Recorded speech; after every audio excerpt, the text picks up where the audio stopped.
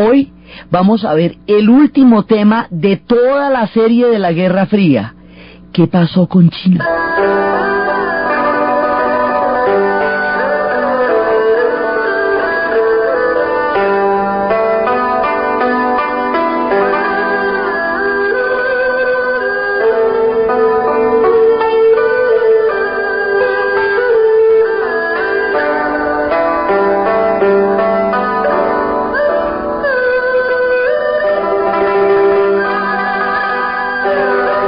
Dijimos que la Guerra Fría había empezado en Europa por la división de Alemania, que había llegado al Asia por la vía de la Revolución China y que llegaría a la América Latina por la vía de la Revolución Cubana.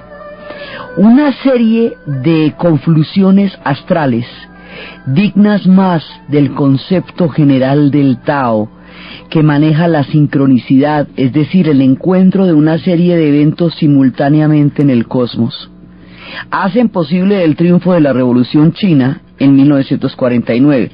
¿Por qué decimos que una serie de eventos? Porque es que son cosas demasiado extraordinarias las que llegaron a fluir para que la Revolución China triunfara. Por ejemplo, que los Estados Unidos se inventaran la bomba atómica, que los alemanes hubieran caído en cuenta que Hitler estaba loco, que le hubieran vendido una parte importante del proyecto a los Estados Unidos, que los Estados Unidos hubiera desarrollado el proyecto Manhattan, que este hubiera salido exitoso, que le echaran la bomba atómica a Japón, que Japón se rindiera incondicionalmente y que de esa manera se pudiera resolver en forma definitiva la guerra civil que durante 26 años había vivido China entre las fuerzas del Partido Comunista dirigido por Mao Zedong y las fuerzas del Partido Nacionalista llamado Kuomintang dirigido por Chiang Kai-shek.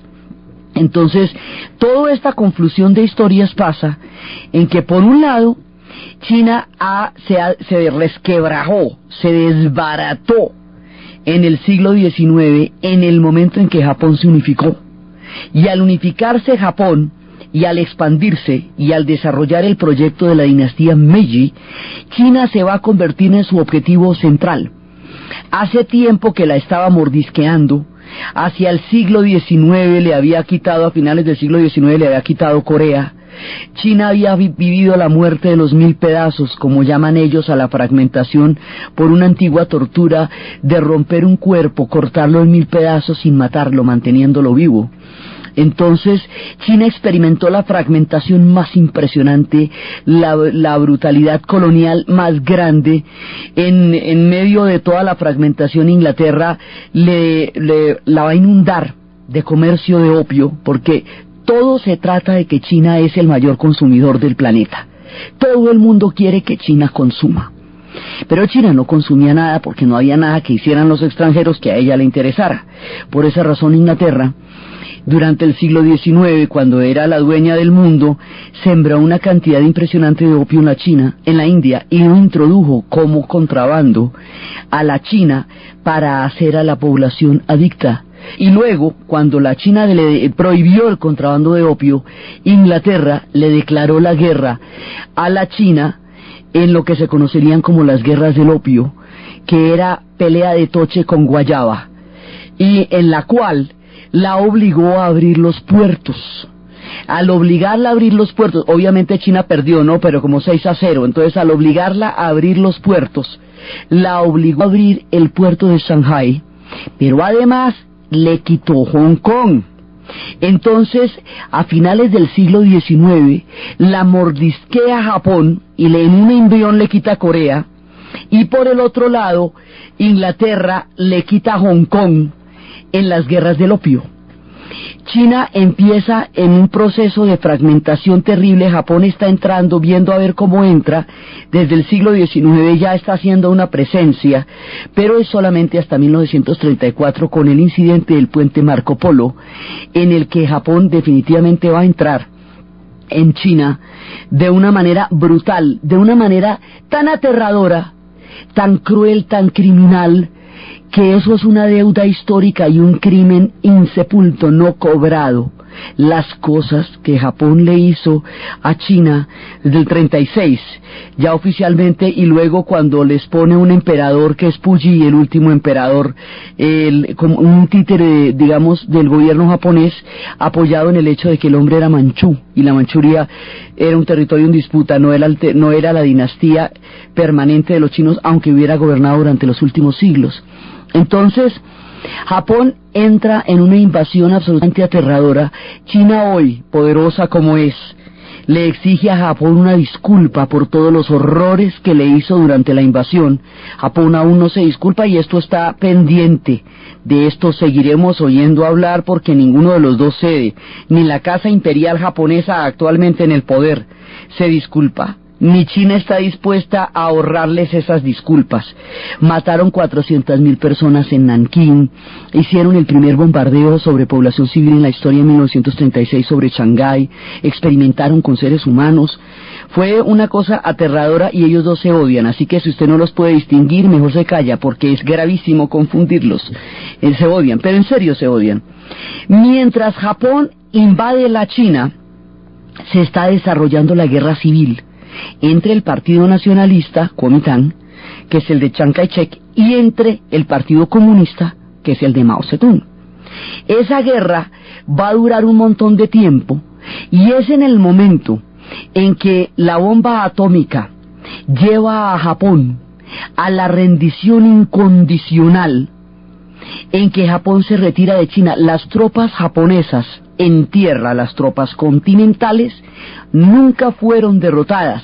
Derrotaron fue las tropas de las islas, esa media luna que habíamos visto que los Estados Unidos había armado, isla por isla, Iwo Jima, Okinawa, todo hasta poder llegar lo más cerca a Tokio y poderlo bombardear. Ese pedazo de la guerra es el que pelean los norteamericanos, pero las tropas de tierra no fueron derrotadas. Japón se retira por la bomba atómica, no porque su ejército haya sido derrotado en combate en todo el territorio continental asiático que Japón invadió durante su expansión. Entonces, cuando la bomba atómica cae sobre Hiroshima y Nagasaki, Japón se rinde incondicionalmente.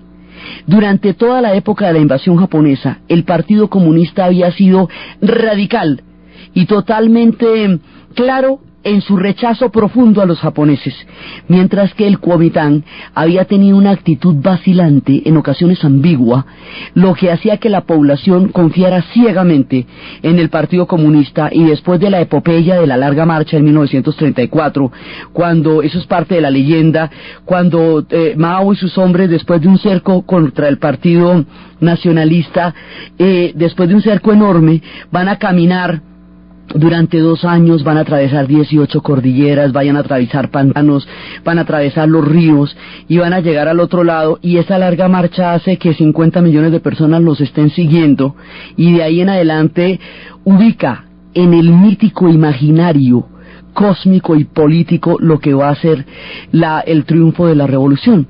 Entonces, la larga marcha ya había dado la presteza moral que preparaba para el triunfo de la revolución. La manera como ellos se oponen a los japoneses era del gusto de la población china, que se sentía atormentada por una invasión brutal. Pero la bomba atómica es la que termina definiendo el destino de China, porque China no tenía cómo derrotar a Japón. Eso no había manera. Japón se rinde incondicionalmente, y no solamente eso, sino que Eisenhower y los aliados están demasiado atareados construyendo la Europa de la posguerra y organizando todo ese lío que vimos para pararle bolas a los chinos, como para poder impedir que la revolución triunfara. Entonces, muchas cosas que confluyen simultáneamente y que tienen una cantidad de orígenes distintos se encuentran en el tiempo. La revolución triunfa, Mao llega al poder en 1949. Como el Kuomintang, o Partido Nacionalista dirigido por Chiang Kai-shek, es su enemigo mortal, el triunfo de la revolución china no le deja ninguna salida histórica dentro del continente a las fuerzas del Partido Nacionalista o Kuomintang dirigido por Chiang Kai-shek, porque no ve que ese es el enemigo máximo. Entonces la manera como esto se zanja es que ese partido nacionalista dirigido por Chiang Kai-shek se va a ir para la isla de Formosa en Taiwán. Esa es la China nacionalista de Taiwán, es la China chiquita que está en la isla. Y la chinota grandota, la China continental, va a ser la China de Mao Zedong. Esa va a ser una China comunista. Y ahí es donde les digo que se mete la Guerra Fría, pero sin comerlo ni beberlo. O sea, todo el mundo está ocupado por allá organizando Europa y tal, y mientras tanto, 1, 2, 3 por mí.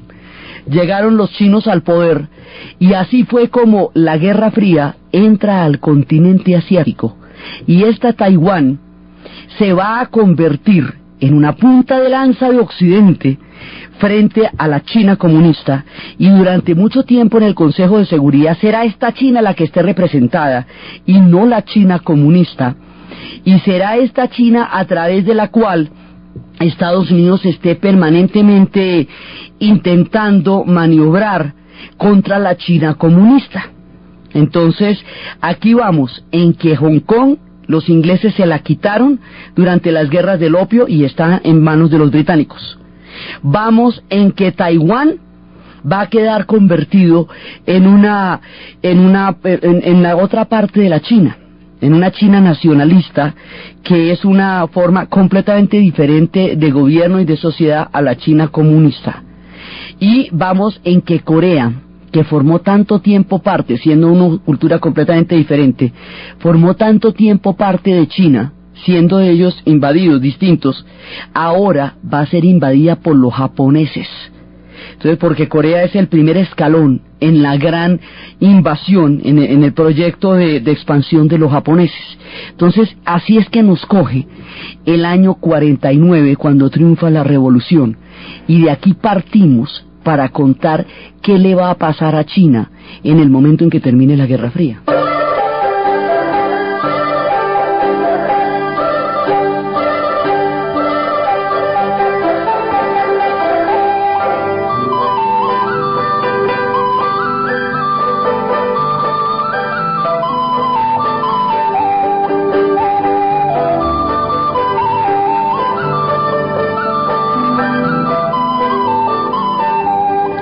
Como las cosas quedaron de esa manera en 1949 y el triunfo de la revolución está en su pleno apogeo, en ese entonces, por otro lado, habíamos visto que las tropas japonesas, al no haber sido derrotadas en tierra, creen los aliados que podría en un momento dado presentarse una rebelión por parte de los ejércitos japoneses en el continente contra la rendición. Nosotros habíamos visto que eso no es posible, porque ellos pertenecen a una religión que se llama el Shintoísmo, que tiene el culto al emperador, y su carácter es divino, y el emperador, si se había rendido, nadie iba de ninguna manera a oponerse a la voluntad del emperador.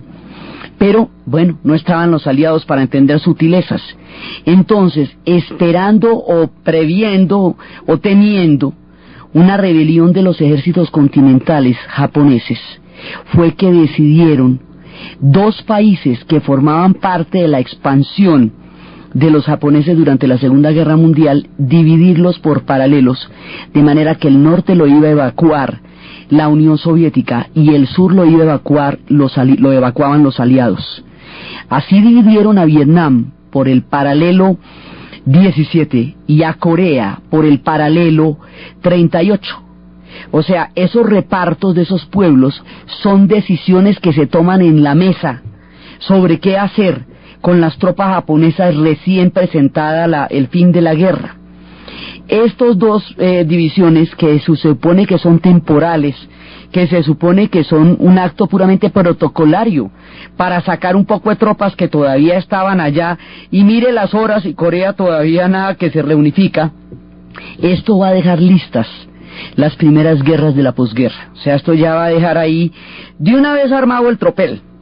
Entonces habíamos visto cómo estas dos divisiones, como ya la Guerra Fría se va haciendo cada vez más fuerte, entonces hay un momento en que los comunistas quieren reunificar toda Corea alrededor del proyecto comunista desde el norte.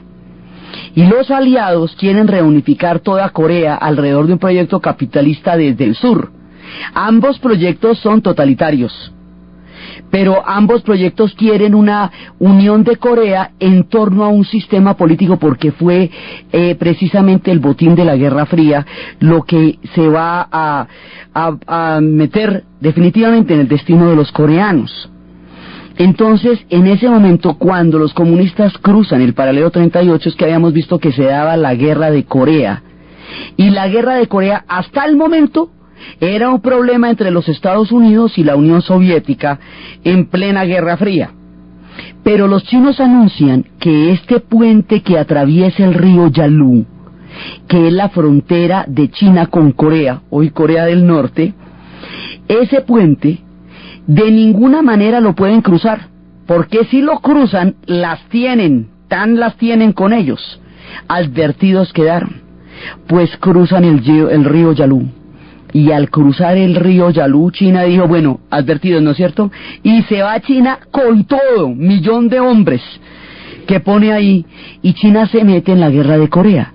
China empieza a abastecer a Corea del Norte, y por la vía de esta intervención, Corea del Norte termina eventualmente convirtiéndose en un estado tapón, a través del cual China se asegura una especie de colchón de seguridad frente a la Corea del Sur, que ya es la presencia de los aliados, siendo China comunista. ¿Cómo les parece? O sea, a China le salió muy bien esa jugada. A los coreanos no les salió chévere.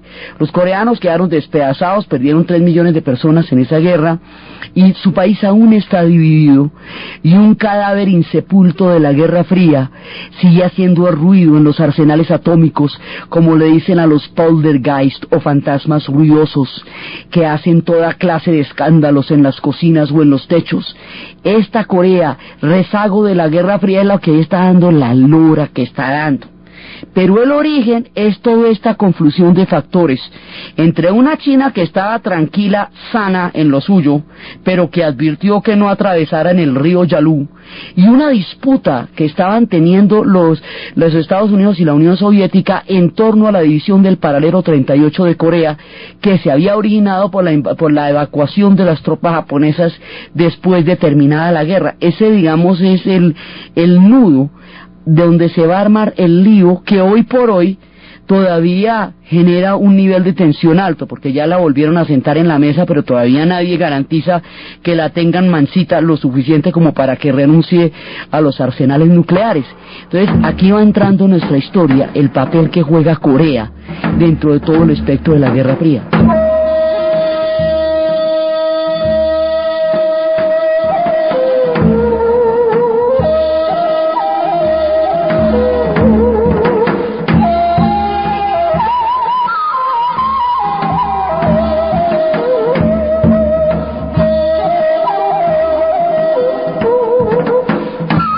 Corea, como habíamos visto, es un pueblo enfermo de geografía. Limita con China, Japón y Rusia. Y los pueblos enfermos de geografía pueden enfermarse aún más gravemente de geopolítica, que es cuando les cae encima un orden mundial. Y eso fue lo que le pasó a Corea, su eterna enfermedad de geografía, que la hace un pueblo ancestral distinto a los chinos. Su música, estábamos escuchando, es distinta, es totalmente distinta. Eso es otra cultura, otra cosa. Pero como está bajo la influencia de la gran China, nunca pudo escapar a su influjo, y en el momento en que levantó la cabeza, ¡pim!, pasaron los japoneses, y luego se acabó la guerra con la Segunda Guerra Mundial, y 1, 2, 3 los aliados. Corea no ha tenido chance en la historia, ha hecho lo que ha podido, pero no ha tenido chance.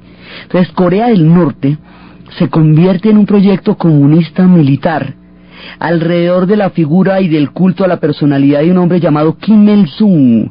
Actualmente su hijo es el que está en el poder, como una dinastía de estos líderes.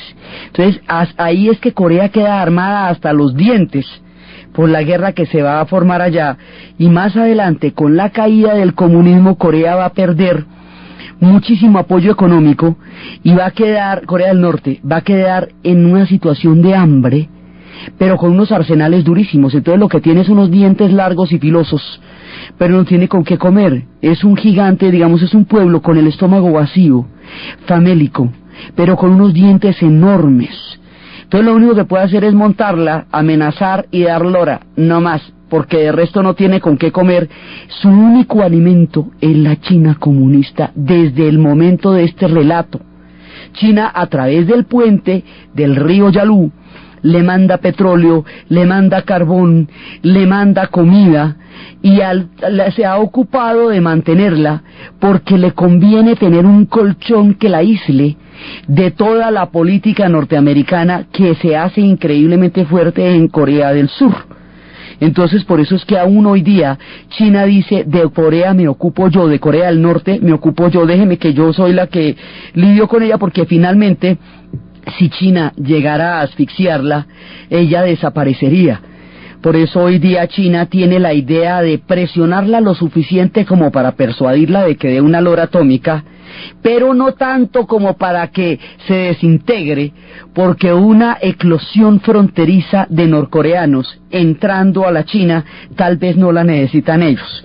Les sale más barato mantenerla que tenerla en una situación crítica, y menos aún que en una crisis demasiado brava los Estados Unidos intervinieran y se les aparecieran a los chinos en la frontera del Yalu, no faltaba más.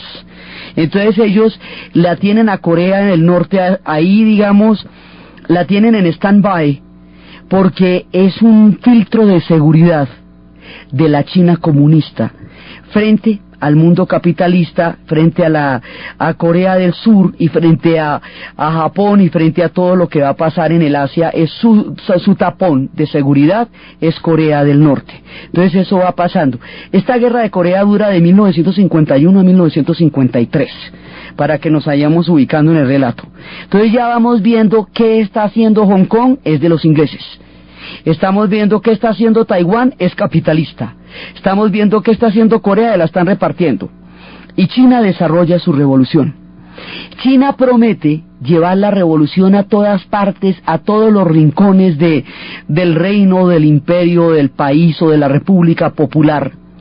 Y esto incluye una invasión brutal, absolutamente aterradora, sobre un pequeño y antiguo pueblo que siempre tuvo una cultura diferente, un pueblo cuya capital es Lhasa, cuya religión es el budismo, un pueblo de reencarnaciones vivientes a través de la figura del Dalai Lama, un pueblo de una increíble espiritualidad, un pueblo milenario que fue anexado por los chinos solamente hasta el siglo XVIII, que en 1912, cuando eclosionó el imperio chino, se independizaron y expulsaron a todos los miembros imperiales de su país, de su pequeño país, y habían logrado ser independientes hasta 1959, en que se va a dar la invasión. Y esta invasión empieza en el 49 la primera invasión, y en el 59 va a ser el aplastamiento total. Esta invasión alegan que era para liberar al Tíbet. Los del Tíbet dijeron: no, pero es que nosotros ya somos libres, o sea, ¿de qué nos van a liberar? Y luego dijeron que era que las fuerzas imperialistas se pretendían tomar el Tíbet.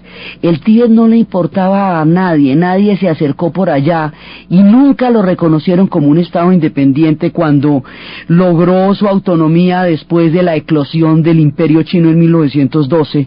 Nunca, mejor dicho, ellos siempre estuvieron solitos y abandonados arriba, como están en la montaña. La expansión de la revolución va a llevar el contenido ideológico de la revolución comunista a la tierra sagrada del Tíbet.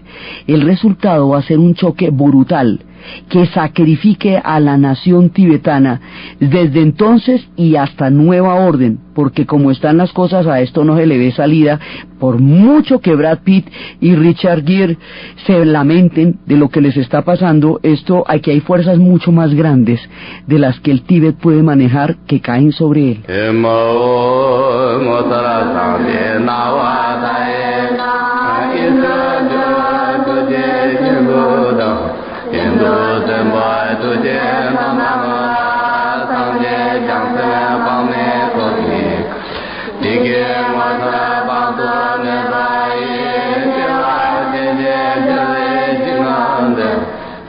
La invasión a Tíbet, a estas oraciones y a estas campanas, es un ataque a la religión, porque el proyecto comunista es un proyecto antirreligioso. Esta gente es budista, Entonces hay una primera fase del ataque que es la invasión, pero luego, más tarde, cuando va a haber un levantamiento gigantesco y cuando empiezan con la idea con el chisme de que van a arrestar al Dalai Lama, es cuando el Dalai Lama huye hacia la India. Y cuando huye hacia la India, el Dalai Lama es la reencarnación divina que inspira la espiritualidad de Lhasa. Toda la obra de Lobsang Rampa cuenta las historias de Lhasa, para los que quieran seguir el té mantecado y los yaks y todas esas historias. Entonces el Dalai Lama huye y desde entonces va por el mundo contando el mensaje de una espiritualidad y haciendo visible el martirio de su pueblo. Pero la situación de Tíbet se mantiene idéntica desde estas épocas. Tíbet quedó absorbido por la revolución comunista china y no hubo manera de que nadie lo defendiera ni que él pudiera repeler semejante ataque. El Dalai Lama es el testimonio viviente de esta historia y es el que permite que el mundo no olvide que Tíbet, de todas maneras, es una nación prisionera, porque es un estado teológico, religioso, espiritual, metido dentro de un proyecto que en ese momento era comunista. Ahorita que no es comunista, es globalizante y es Han, tampoco sirve. Siguen siendo comunistas, pero digamos ya no lo son tan doctrinariamente como lo eran, lo cual no le hace ninguna diferencia al Tíbet, porque están recuperando todos los antiguos pedazos del imperio, así que tampoco piensan soltarlo. Tíbet es uno de los sacrificados en esta historia, porque tanto el orden vigente durante la Guerra Fría, como la situación de China en la posguerra fría, incluyen al Tíbet dentro del proyecto de expansión de este gigante asiático. Así que el Tíbet marca entonces como ahora.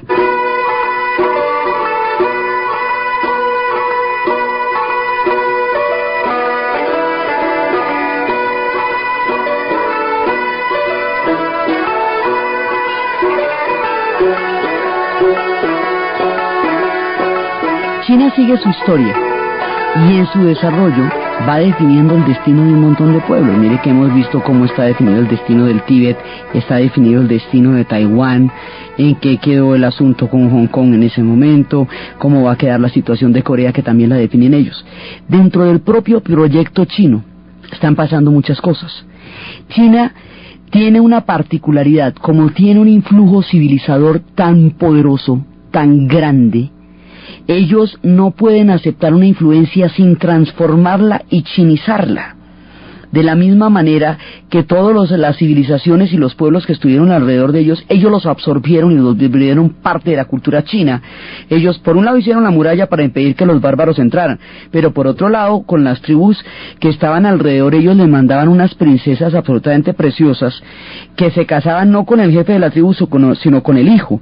De manera que al contagiarlo de su sutileza y de su manera casi imperceptible de caminar, la siguiente generación ya era china. Entonces ellos todo lo traducen a sus mismos términos para poderlo asimilar. De esa manera, cuando llega el comunismo, cuando Mao entra en contacto con las ideas comunistas al mismo tiempo que lo va a hacer en Vietnam, al mismo tiempo que lo va a hacer Ho Chi Minh. Son dos proyectos que en un momento dado se encuentran en el tiempo. La llegada de estos dos hombres al contacto con las ideas comunistas. Se ponen a pensar que la idea es buena, pero es que hay un problema. En China no hay obreros, eso no es una sociedad industrial, es una sociedad campesina. Entonces traducen todo el esquema del marxismo al campesinado. Y lo van a chinizar de tal manera. Mao va a hacer lo siguiente. El confucianismo era un orden histórico que duró 1500 años en la China y que consistía en una serie de círculos de deberes y de responsabilidades entre el soberano y el súbdito, entre los hombres y las mujeres, entre los mayores y los menores, de manera tal que todo el mundo estaba entrelazado como un gran piñón, como un engranaje que funcionaba en la medida en que cada uno hiciera lo que tenía que hacer cuando tenía que hacerlo. Entonces era un orden colectivo. Los chinos son colectivos de pensamiento. En el confucianismo cada uno tenía un lugar en el mundo, unas reglas del juego. Si usted era mujer o hombre, hermana mayor o menor, de la familia paterna o materna, su comportamiento tenía que ser de una manera o de otra. Ellos no tienen crisis de identidad porque nacen perfectamente notificados de quiénes son. Entonces, de esa manera, Confucio logró un orden social que durante 1500 años cohesionó a la China. Cuando ese orden histórico se resquebraja en el siglo XIX y Japón se fortalece, se industrializa y se militariza, Inglaterra y Francia están en plena aventura colonial. Cuando todo eso pasa, China naufraga entre los poderes que la están rodeando. Sus rebeliones la debilitan a uno más. La rebelión Taipei produjo 20 millones de muertos y no logró darle un destino nuevo a China. La rebelión de los Boxers lo que hizo fue dar papaya para una invasión militar a la China y mostrar a Charlton Heston y a la pobre Ingrid Bergman en su película de la posada de la séptima felicidad cruzando la frontera con 30 huerfanitos. Entonces lo que dio fue el pretexto para que todo el mundo invadiera militarmente a la China y la sometiera a lo que ellos llaman la muerte de los 1000 pedazos, que es una tortura en la cual un cuerpo se rompe en 1000 pedazos cuando todavía está vivo. Entonces, China pierde el rumbo de la historia durante más o menos un siglo, desde la mitad del siglo XIX hasta toda la mitad del siglo XX. Lo que va a hacer el comunismo es restaurar el orden colectivo de los chinos, tomar las estructuras que antes tenía el confucianismo, pero con el contenido ideológico del marxismo. De esa manera es como Mao chiniza las ideologías que emanaron de la Alemania de Marx y Engels y que llegaron a la historia en la Rusia de los zares, y aquí se van a transformar en una cosa completamente diferente, pues va a ser una revolución agraria que va del campo a las ciudades y no de las ciudades al campo, como fue el caso de la rusa, y que tiene otros contenidos y vuelve a tomar el mismo nivel de pertenencia y de jerarquías, ya no en forma de mandarines, sino en forma de camaradas, ya no alrededor del gran soberano, sino alrededor del gran timonel. Y Mao Zedong adquiere un carácter de divinidad ideológica y el culto a su personalidad va a ser omnipresente y todo el mundo va a estar alrededor del gran timonel, y el esquema de comités va a reemplazar los círculos de correspondencias que existían dentro del confucianismo. Y como las mujeres en el confucianismo estaban muy sometidas por la venda de los pies, que hacía que por un antiguo concepto de la sensualidad los pies pequeños fueran más sensuales, entonces las vendaban. Cada pueblo tiene la sensualidad en un sitio distinto. Los japoneses lo tienen en el cuello, los chinos en los pies. Eso varía de una civilización a otra. Eso hizo que las mujeres durante muchísimo tiempo fueran sometidas y no pudieran ni caminar.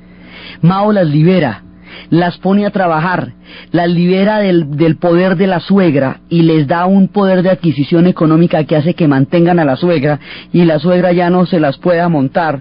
Entonces las declara la mitad del cielo. Dice que como los chinos son reinos del cielo, son los hijos del cielo, la revolución necesita a las mujeres porque necesita la mitad del cielo. Por eso ellas van a ser unas partidarias absolutamente incondicionales de la revolución, porque la revolución les va a dar una serie de oportunidades que no tenían dentro de los esquemas ancestrales que involucraban un altísimo nivel de servidumbre.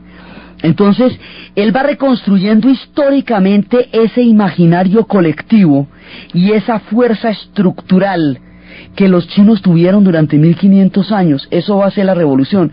No necesita industrializarse porque como lo que tiene gente, les pone ese oficio. Entonces todos van a sacar acero, todos van a construir presas, la economía crece a toda, porque como no había nada, pues cualquier cosa es cariño. O sea, lo que él cogió era un pantanero.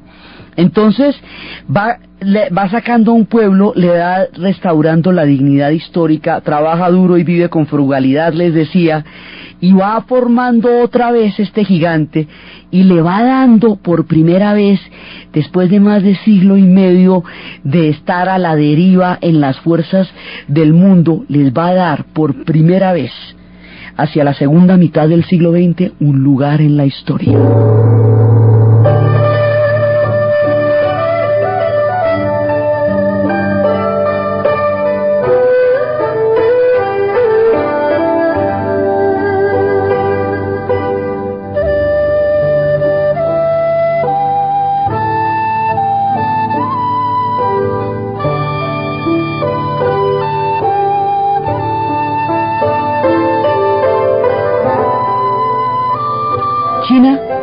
Vuelve a encontrar un lugar en la historia a partir de la reconstrucción política de su esquema cósmico que le va a dar la figura de Mao Zedong.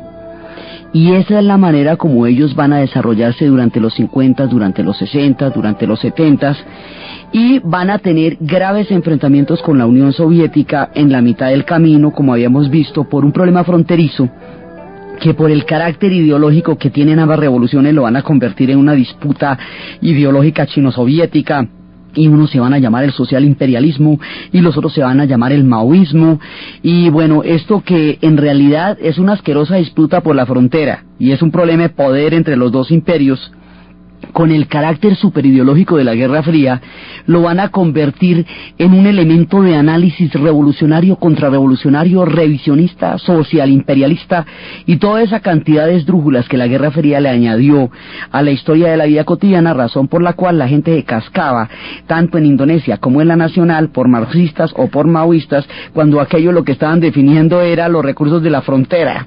Entonces, resulta que van a tener su divergencia con la Unión Soviética y van a tener un fenómeno que se va a llamar la revolución cultural. Y la revolución cultural es muy importante entenderla para poder imaginar por qué se dieron los trágicos y aterradores sucesos de Tiananmen. No se puede entender lo que pasó en Tiananmen sin entender qué fue la revolución cultural. La revolución cultural es uno de los hechos más controvertidos de la historia china. Una vez que la China tiene su rumbo, que ha redefinido su sociedad, que encontró una salida de la dignidad, trabaja duro y vive con frugalidad, le decía Mao a su pueblo, a todo el mundo lo vistió de azul, todo el mundo de azul, pero todo el mundo vestido. A todo el mundo le puso a comer arroz, todo el mundo arroz, pero todo el mundo comía. ¿No es que antes no comían muchísima gente? Erradicó el problema del opio, bueno, mediante el método de erradicar a los que consumían opio, o sea, a lo bestia. Pero le dio a China una cantidad de elementos para retomar en la historia su rumbo. Y lo hizo de una manera en la cual ellos pudieron seguir adelante, o sea, volvieron otra vez a pararse sobre sus pies y a echar para adelante. Pero en la mitad del camino, hacia los años 60, ya en el 66, empiezan a tener problemas económicos muy graves, porque esta idea de la manufactura, de esa idea de que ellos hacían todo con sus propias manos, funciona como sociedad, funciona para mantener a todo el mundo ocupado, para darle un sentido de la vida, para dar pertenencia, para fortalecer el colectivo, para darle rumbo a su historia. Para todo eso sirve, pero no sirve a nivel de productividad. O sea, aquí hay una paradoja que se les presenta a ellos que hoy el mundo todavía no ha resuelto. Si usted le pone oficio a todo el mundo, eso no es rentable. Y si usted no le pone oficio a la gente, ¿qué va a hacer con todo el mundo que no tiene oficio? ¿Qué es lo que pasa ahora? Ahora hay una cantidad de exclusiones laborales que está dejando ejércitos enteros de gente sin sentido y sin trabajo, porque lo que es productivo es sacarlos. Entonces, resulta que ese dilema que hoy enfrenta el mundo, que es el dilema de la globalización, que es el dilema del millón, lo enfrenta tempranamente China frente al modelo de esta colectividad que hace todo con sus manos y los resultados de productividad frente a Occidente. Acuérdese que el modelo comunista cayó por un problema económico fundamentalmente. Entonces ellos empiezan a tener este problema aquí, y lo que va a hacer Mao es responder, le dice, una parte del partido le dice, bueno, usted tiene un problema de productividad, China tiene un problema de productividad que no podemos desconocer. ¿Cuál es la respuesta económica que usted le va a dar a la crisis que en este momento tenemos? Muy bonita su figura, muy chévere su ideología, muy divino, los chinos todos azulitos, todos sensacionales. Pero esto, para poderse sostener, tiene que ser económicamente viable. ¿Usted qué ha pensado con eso? Mao no había pensado nada con eso. Su proyecto era de sociedad, era de ideología, era de política, pero no tenía un proyecto económico que pudiera responder a la pregunta que se le está haciendo.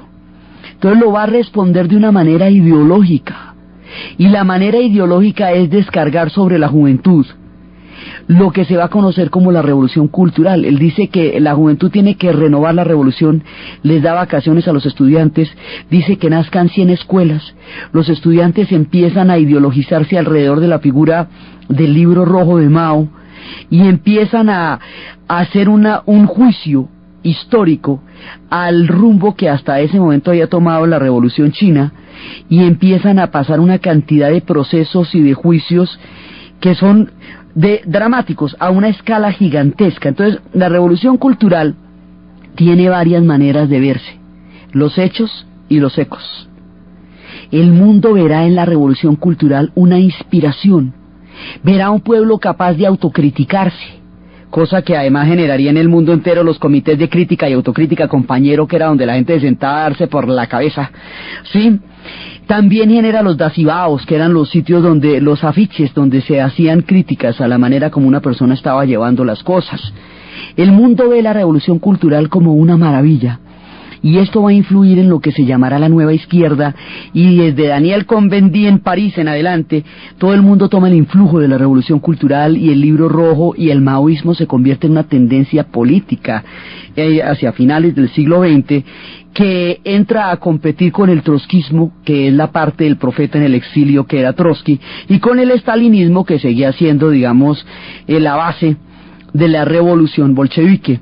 O sea, una nueva línea ideológica arranca a partir de la revolución cultural, y por eso, como esto llegó a ser tan importante, tan significativo, tan inspirador para tanta gente en el mundo, como generó tantos movimientos, tantas utopías y tantos esquemas, hay quienes ven en la revolución cultural una veneración, un elemento casi sagrado de la ideología, casi que hasta imposible describirla sin que sientan que no se le está haciendo toda la justicia a la grandeza que para unos tuvo.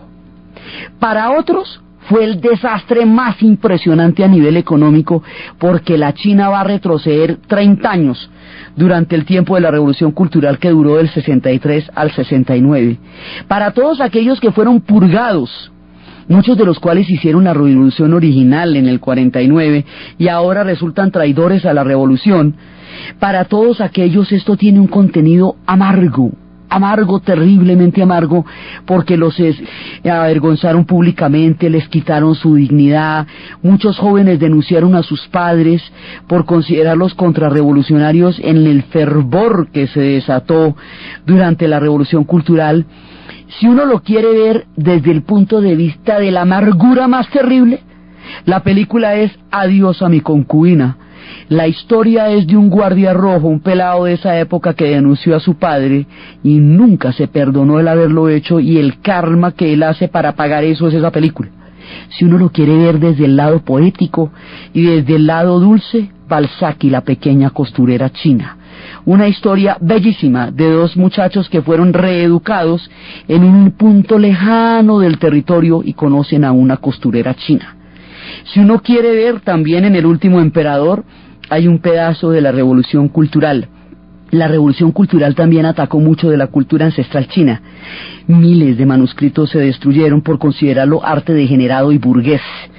Miles de historias ancestrales fueron quemadas, pasadas por el fuego, porque era un marco fundamentalmente político, un marco ideológico, dentro del cual había cosas que codificaban como revolucionarias, progresistas y correctas, políticamente correctas, y otras que se consideraban burguesas, decadentes, degeneradas, dentro de lo cual cabía cualquier cosa, para un lado o como para el otro. Miles de personas, casi millones, fueron sacrificadas en juicios en donde fueron desprovistas de su dignidad, y como muchos de ellos fueron mayores, ancianos que habían protagonizado la misma revolución, incluso gente que había estado en la larga marcha, que ahora en un cambio de los vientos resultaban traidores cuando le han entregado toda su vida a la revolución, a la revolución y a Mao, no podían entender este giro ideológico que los situaba al otro lado del honor, cuando su vida estaba totalmente comprometida con la revolución, tanto como lo estaban ahora estos jóvenes que venían de la nada a juzgarlos y a quitarles su dignidad, en un país donde la ancianidad es el mayor valor, porque allá los ancianos son seres del crepúsculo, aquellos que están en el atardecer de la vida y que han invertido toda su vida en ser sabios y llegan finalmente al punto de la sabiduría. La cadena que une la vida con la muerte son los ancianos. Entonces estos jóvenes desafiando a los antiguos ancianos, instigados por Mao con el Libro Rojo, son para ellos algo inadmisible, Por eso esto es un hecho tan controvertido. Hay gente que habla de ella como una hecatombe cultural por la cantidad de cosas que se perdieron en estas purgas. Hay gente que habla de ella como una hecatombe humana por el dolor que produjo a tantas personas. Hay gente que habla de ella como una inspiración histórica de proporciones épicas aún no consideradas. Hay gente que habla de ella como un episodio muy amargo. Pero de todas maneras es un capítulo decisivo en lo que será el futuro de China de ahí en adelante, y es el referente histórico más importante para entender qué fue lo que pasó en Tiananmen y por qué las fuerzas que se desatarán en la plaza de Tiananmen están conjuradas a la tragedia, porque son los ecos de esto que pasó en la Revolución Cultural, en este hecho que aún levanta polvo y controversia, pero que en todo caso es definitivo para tratar de entender la historia de la China, la indescifrable historia de la China. Para unos fue una lucha fraccional, simplemente una respuesta política e ideológica de Mao a un problema económico que no podía solucionar. Entonces creó, como decir, un gran movimiento que en torno a la discusión política y a la extrema politización de la vida cotidiana resolvía un debate que en lo económico no podía solucionar. Durante estos años él primó, pero después la historia le va a dar la vuelta y va a quedar casi como un pie de página dentro de todos los increíbles esquemas y los movimientos contradictorios, brutales y abruptos que manejan la compleja historia de la China.